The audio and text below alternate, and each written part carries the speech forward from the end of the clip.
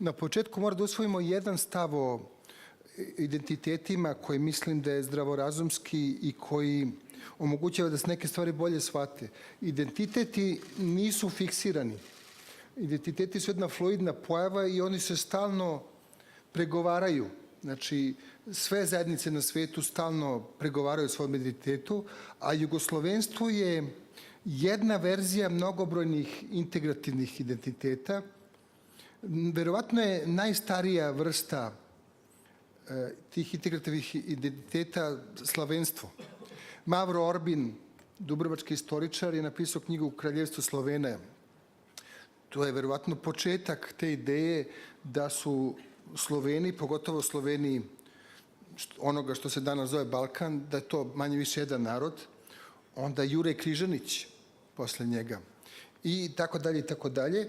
Znači, jugoslovenstvo je jedna od verzija slovenstva i panslavizma koja se vremenom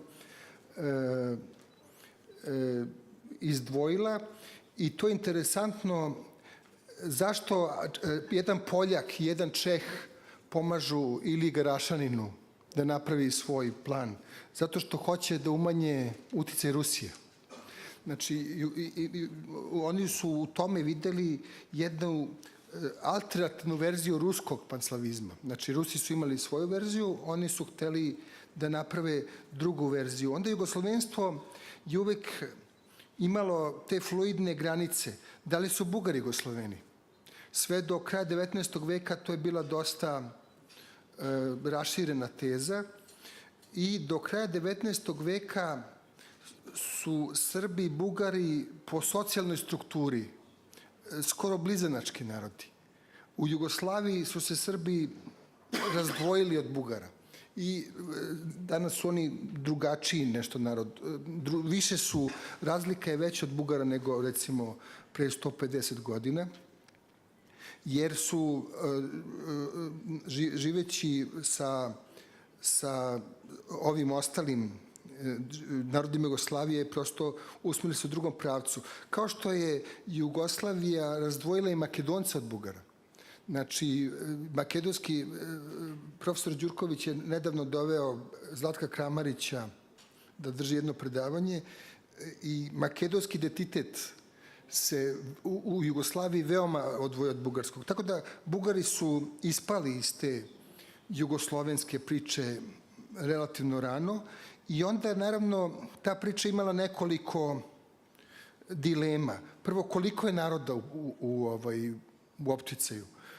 Čak jedini čovek koji je nešto znao o tim narodima u Britaniji, Seton Watson, on čak u istom tekstu se koleba je li to srpsko-hrvatska rasa, kako se govorilo tim imperialističkim jezikom fin de sjekla, ili je to srpsko-hrvatsko-slovenačka rasa. Čak se on koleba koji nije čovek bio neuk. Austro-Ugarska taj jezik zove srpsko-hrvatski. Sami Jugosloveni se kolebaju po nekoliko osnova. Treba čitati profesorku Mirjanu Gros. Ona je verovatno napisala jedan niz radova o hrvatskom identitetu koji su perfektni. Hrvatski identitet se dugo stvara i ima veoma raznolike faze. Drugo, ima drugi paket problema, to je vezan za uređenje države. Čak i ako jesu jedan narod, kako da bude organizovana ta država? I naravno, rano je, verovatno ste jutros govorili o tome, rano je bila ta dilema između centralizma i različitih vrsta decentralizma. Pri čemu je jedna kobna stvar načinjena. Zašto ja recimo ne volim Pašića? Što je Pašić bio čovek manipulator i intrigant. I temeljni dokument nove države je napravio na prevaru. Znači, Vidovdanski ustav je napravljen na prevaru. Tako što je mislio da će kupio je glasove muslimanskih zemljoposjednika tako što im obećao da neće da im dira zemlju i mislio je da je tako nadmudrio svoje političke protivnike. Međutim, gde je tu fatalna greška? temeljni dokumenti ne mogu da budu stvar dnevne politike. I on je iz nekog dnevnog političkog razloga, da bi navukao većinu, znači za Vidovdanski ustav ne glasa najveća hrvatska partija, Hrvatska republikanska seljačka stranka, ne glasaju komunisti koji su već progonjeni, koji su druga ili treća stranka u zemlji u tom trenutku. Tako da to je jedan od nepredviđenih tragičnih obrta, jer Krfska deklaracija, a da ne pominjemo Ženevskoj deklaraciji, su u tom smislu bile otvorene. Oni nisu odredili kakav će biti uređenje zemlje i naravno možda nije samo stvar političkog intriganstva koliko i neiskustva. Srbijanski političari nemaju iskustva sa složenim državama. Njih potpuno užasava to šta hoće ti Hrvati. Šta hoće, znači, jer smo ih oslobodili, jer smo im proširili granice. Šta oni više hoće kad smo im dali sve? Ima one rasprave u Skupštini, koliko košta krv i tako dalje, koje smo kada doveli do tragičnog ishoda. A s druge strane, hrvatska politička elita je naviknuta na stalne svađe u peštanskom parlamentu oko povećavanja autonomije. I vi imate potpuno suprotstavljene koncepte, da imate neverovatne i lične obrte. Ako je neko učestvovao u stvaranju jugoslovenskog identiteta, to je Ivan Meštrović. Znači, dovoljno da odete na Avalu, pa da vidite one žene u nošnjama su zapravo simbol jedinstva Jugoslavije. To je ista žena obučena u različite nošnje. Međutim, on je završio život kao hrvatski nacionalista. Sad, vidite kako je ta ideja doživela slom. Znači, čovek koji je verovatno najodlučniji u kulturi uticao na stvaranje nekakve zajedničke kulture, se bio razočarao u taj projekat. I naravno, samo da se osvrne na jednu stvar, ima jedan moj profesor koji ceo život reciklira jednu knjigu. I on kaže da je Jugoslavija kukavičje jaje koje su Hrvati podmetnuli Srbima. Međutim, to je opasno podcenjivanje srpskih političara. Znači, bez obzira šta je mislio Pašić, on sigurno nije bio naivan čovjek, niti glup. Šta je zapravo bila ideja, ne Pašića, sad se vratimo na ovo što ste pomenuli, kulturu, intelektualce. Ti dalekovidi ljudi s početka veka su shvatili da je Jugoslavija jedna šanse da se prevaziđu to što su oni zvali tribalne razlike.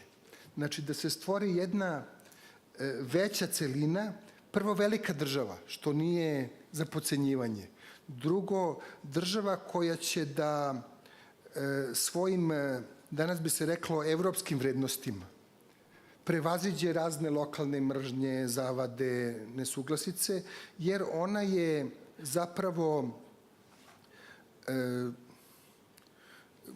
oni su zaista svesno verovali da će Jugoslavija doprineti onome što bi se danas zvalo modernizacija ili evropeizacija. I to je verovala cela i kulturna elita. Recimo, u srpskoj javnosti ne postoji čovek koji je 1914. godine protiv Jugoslavije. Što znači, sigurno pokazuje da to nije nekakva varka, nego da su oni iskreno verovali da je Jugoslavija dobra i za Srbe. Što se Slovenaca tiče, jedva čekamo knjigu profesora Jeziernika, ali u Sloveniji je dugo vremena Jugoslavija isto shvatana kao optimalni okvir. Što se Hrvata tiče, ta priča je vrlo komplikovana. Sada, ne samo da je ta priča komplikovana kad su u pitanju ta tri naroda, već se dalje komplikuje, što vremenom se pojavljuju novi akteri na političkoj sceni. Muslimani / Bošnjaci, Makedonci i najnestašniji od sve dece Crnogorci, Albanci da ne pominjemo. Tako da se ta priča veoma iskomplikovala i komunisti su pokušali nešto što je vrlo moderno. Oni su pokušali da naprave zajednicu ne na ideji zajedničke rase, što bi rekao kralj Aleksandar i unitaristi, nego na ideji vrednosti. Njihov koncept Jugoslavije je bio više nalik na američki koncept. Znači, mi smo Jugosloveni zato što imamo superioran društveni sistem, ugledno mesto u svetu, tako da možda više liči čak jugoslovenski model u to doba uspešnosti zemlje 50-ih, 60-ih, možda više liči na američki model nego na model Evropske unije.